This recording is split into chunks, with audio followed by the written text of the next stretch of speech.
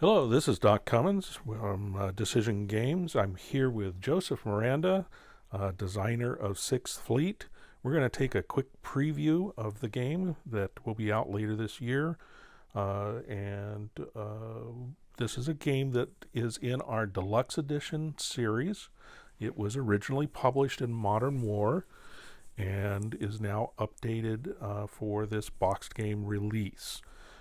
Joseph, can you tell us a little bit about the design of this game? I know that it was published in Modern War, and it's not the same system as what was published in S&T. Right. Okay.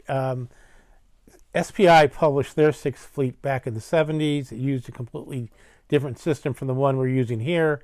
This is based on the Red Dragon Rising, Green Crescent system. Essentially, each unit counter has 4 different combat factors.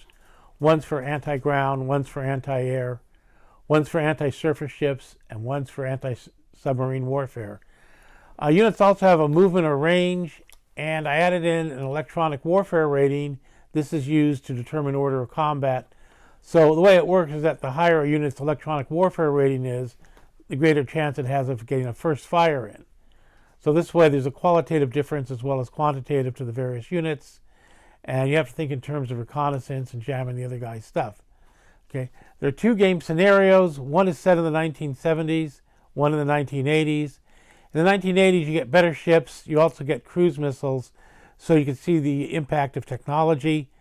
The game map uses essentially an area map. And the idea here is that ships at sea are operating within a zone. They're not actually holding a front line, so there's no point in using a hex map. The map has some features. Notably, you have Soviet objective hexes, or areas, I should say. And these are indicated by red stars.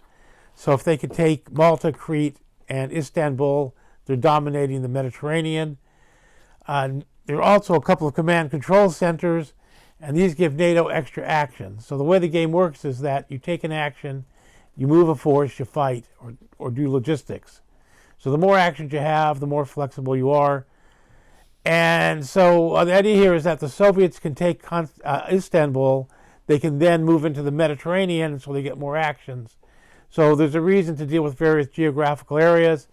And finally, I'll point out that the map has various displays. So each carrier has a number of air units that can be deployed on it. Amphibious warfare groups have the number of ground units that can be deployed on it. Plus, there are some task force areas which essentially allow you to stack units off maps so you're not crowding up the map, and also for purposes of limited intelligence. That's basically the game. There are also some peripherals, like you can launch special operations attacks and other things that are involved in the in naval warfare. Plus, you have amphibious landings, and you can use those to seize various operational objectives from Istanbul to Malta. So that's basically the game in a nutshell there. All right, this is Sixth Fleet. Here's a quick look at the box cover. These games are available at pledge pricing until 15 February. So please get your pledges in by that time for the best price. And we'll look forward to seeing this game a little later this year. Thanks.